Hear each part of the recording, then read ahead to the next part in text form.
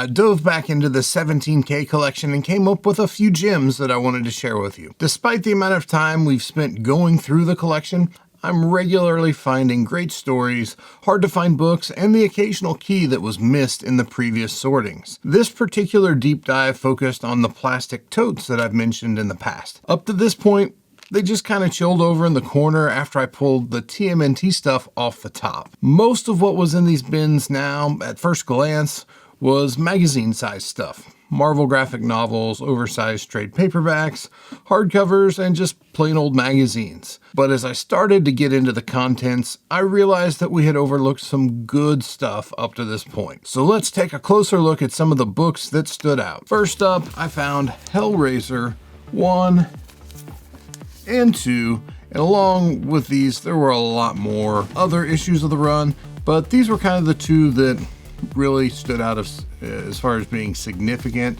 I didn't have the, I think it's 17's, the first Alex Ross Marvel art or something like that. That issue wasn't in there, but these guys were. And the reason these two are noteworthy, it's obviously issues 1 and 2. Number 1 is the first Pinhead. He doesn't appear in the story, he actually appears on the cover for the first time here, and he's also featured in a pinup. But then when you get to issue number 2, he actually shows up in the story. So between the two books, you kind of get to split the various different first appearances of the title character. You know, when anybody hears Hellraiser, they think of Pinhead. So you get his first appearances there. Interestingly enough, you know, those books came out back in 89 and 90, and I don't come across them much.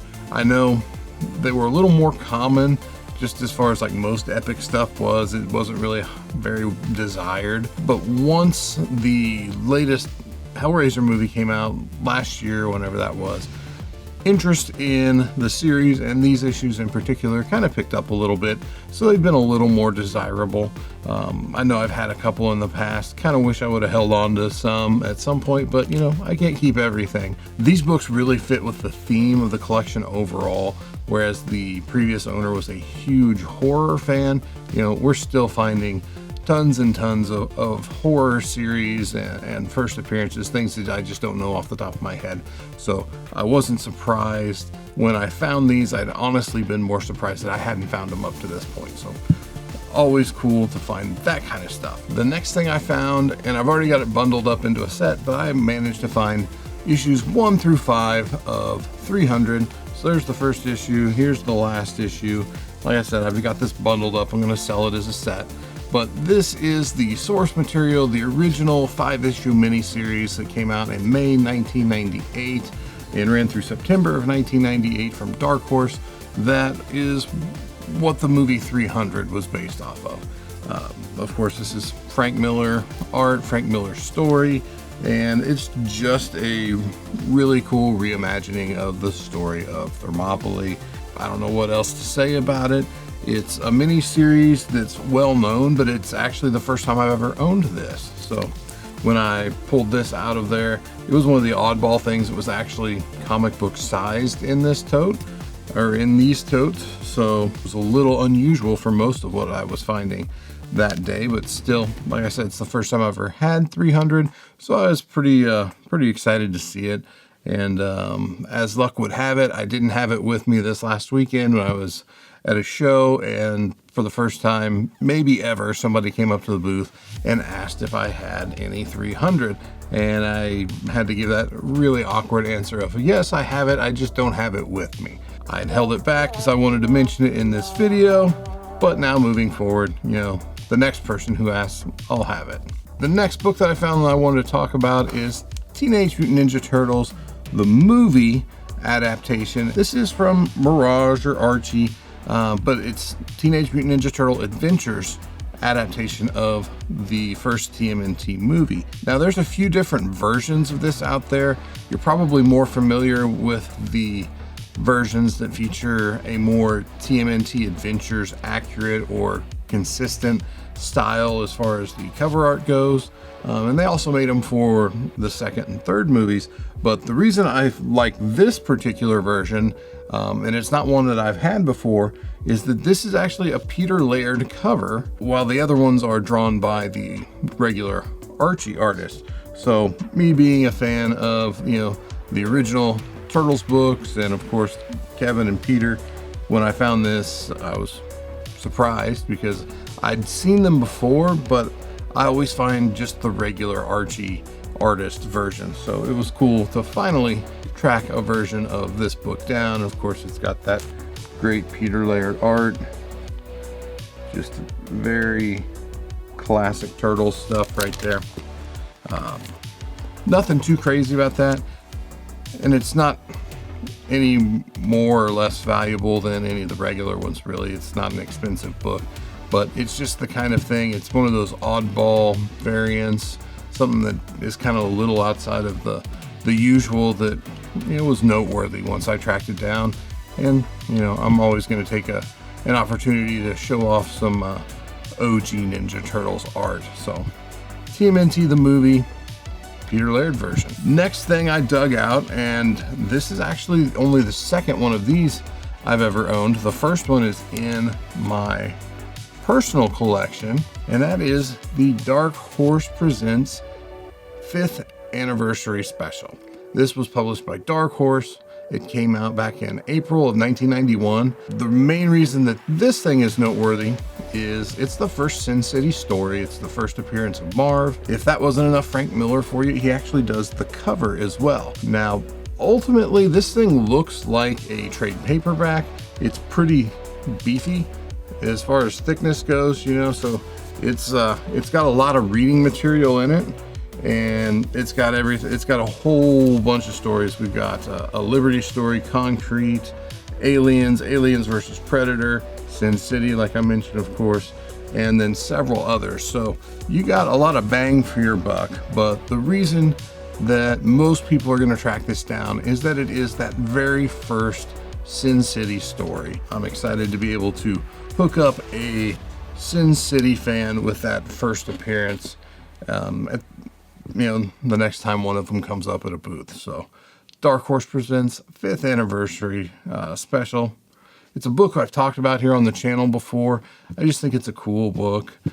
I really enjoy the Sin City stories, so to go back and try and complete that first Sin City run that started here and then ran through several issues of Dark Horse Presents, just the regular title, is kind of a fun thing that I've been working on for a little bit. There's like one or two oddball issues I don't have. It's not one of those things I'm out there like actively pursuing. It's just if I happen across them, I pick them up. The next thing I found is something that's kind of relevant right now.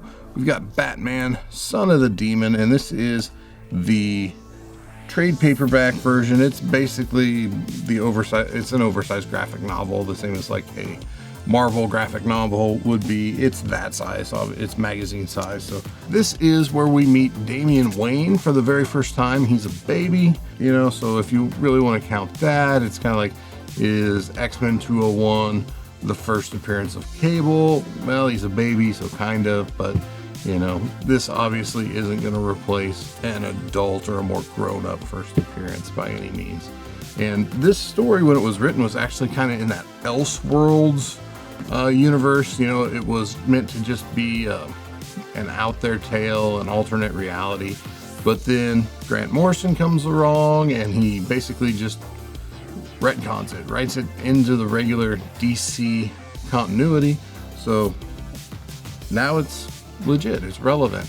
And with the whole father and son Batman angle that we're going to see with Brave and the Bold coming out here, whenever James Gunn gets around to that, that's a book that I could see picking up in interest a little bit. I don't know, you're not going to retire off of it, but I could see as interest in the Damian character grows that would be a book that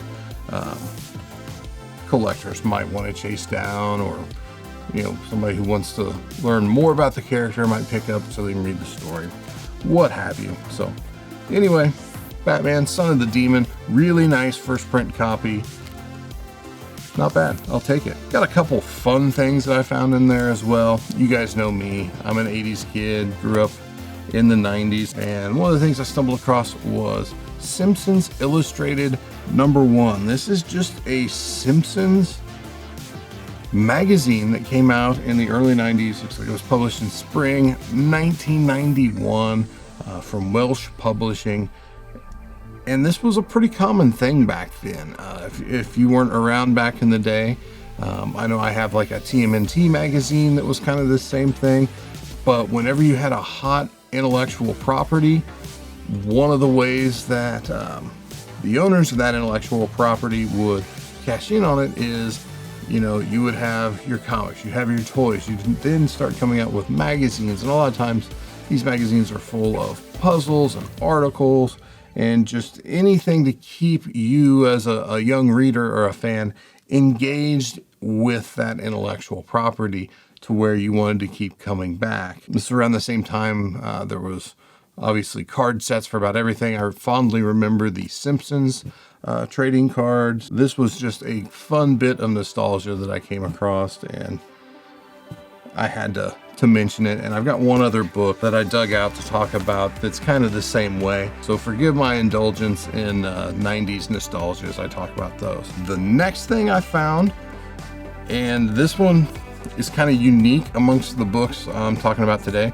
This is actually an oversized hardcover. And I guess ultimately it's a Marvel graphic novel. It's just a little bit later, and it's, like I said, actually a hardcover version. It's got a nice dust jacket and stuff, but the story is Elektra Lives Again. This is another Frank Miller art story, interior art, cover art, you name it, it's Frank Miller. But this is a unbelievable Elektra and Daredevil story that doesn't get a lot of love out there. I mean, everybody talks about Born Again, they talk about the original Miller run and you know, 181 with the death of Elektra and all that. This is a riff off of that. It's kind of like a fever dream.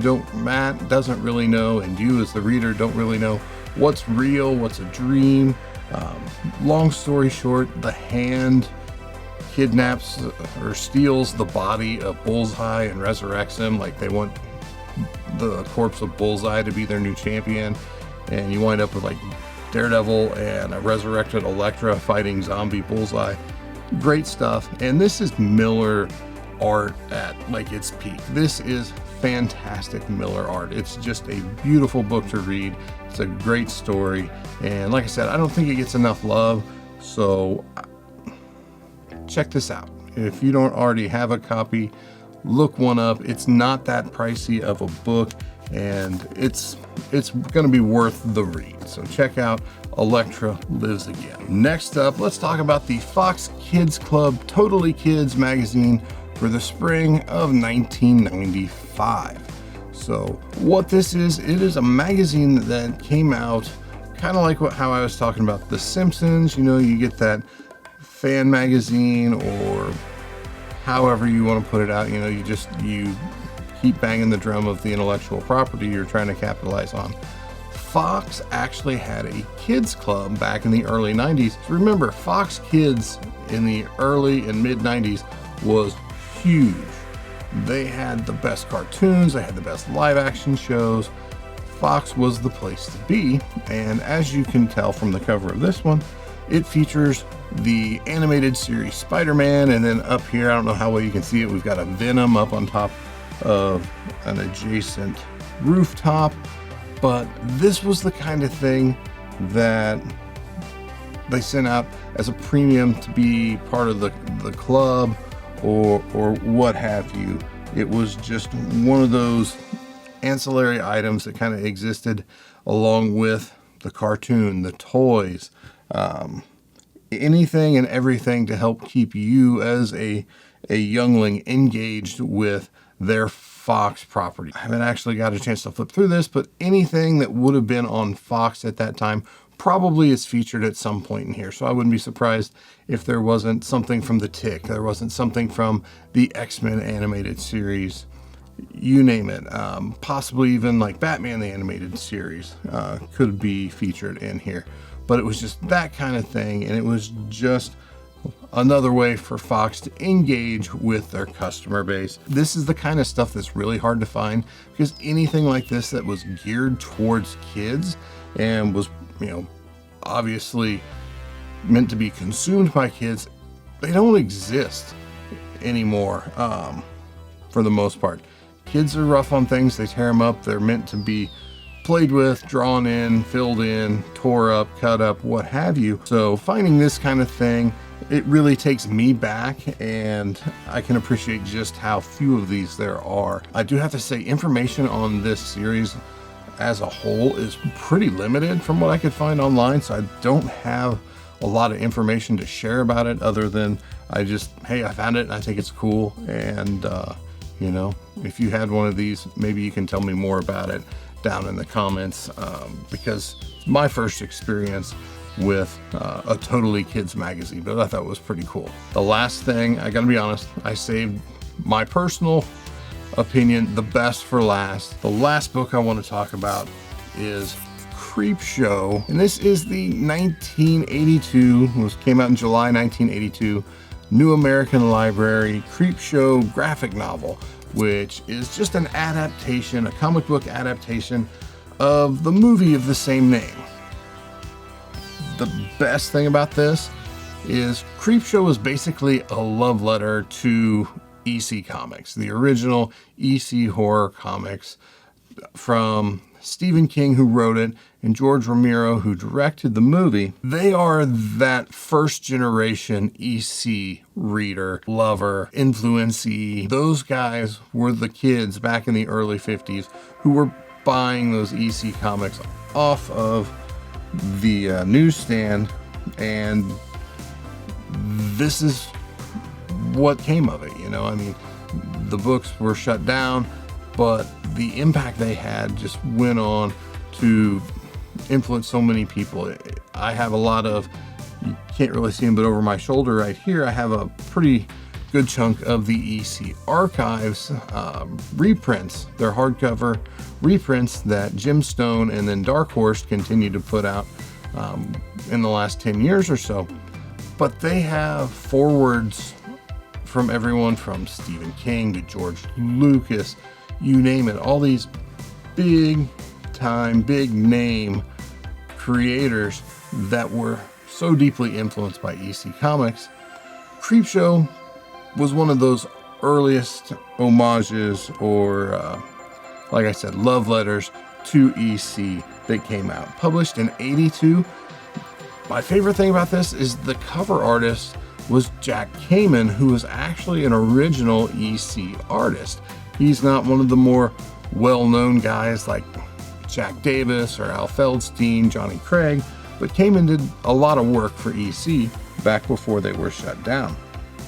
And as you can see, it's very reminiscent of what an EC cover would have looked like.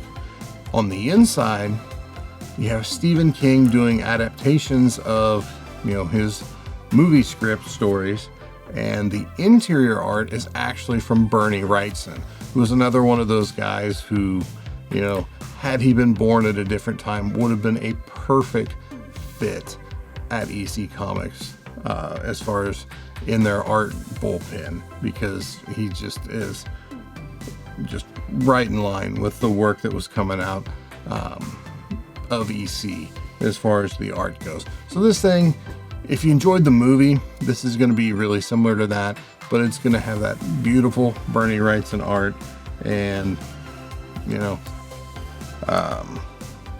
I don't know what else to say about it. It's just one of the most cool books I've come across in a while, and I actually wound up finding a second copy. This one is a lot nicer than the other one, but this guy is a first print, and there are up to 5 printings of this, so to find a really sharp looking first print was pretty exciting. If you haven't seen the movie Creepshow, check it out. I mean, it basically plays like a precursor to the Tales from the Crypt TV show. It's an anthology, so you get, I think it's 4 different stories in the one movie. It's pretty sweet. If you're into horror or an EC fan, I'm assuming if you're an EC fan, you've probably already seen it, but check it out. It's worth your time. Now, there was a lot more where these came from, but these were really the books that stood out. It's been kind of a challenge organizing and processing this collection. It's easily the largest one I've ever bought, but it's also been a lot of fun. The variety of quality material in the collection has been really enjoyable. I mean, don't get me wrong, I love finding Silver and Bronze Age original owner collections, and even the occasional Golden Age collection, but finding some of the hard to find independent and modern books that I've come across in this collection has been really exciting. Don't forget to check out my recent video on the comic shell and get signed up for the giveaway. I'll be selecting a winner soon, and I don't want you to miss your chance to get one of these things for free. And one last thing, I just want to say thank you all. We have done it. The channel just passed 10,000 subscribers. So once I get the comic shell giveaway wrapped up here soon, the 10K giveaway will go live. I just want to take a second and say thank you to everybody for your patience and support over the last few weeks. Things have been kind of hectic, but I truly appreciate you all. Collect responsibly, and I'll see you in the next one.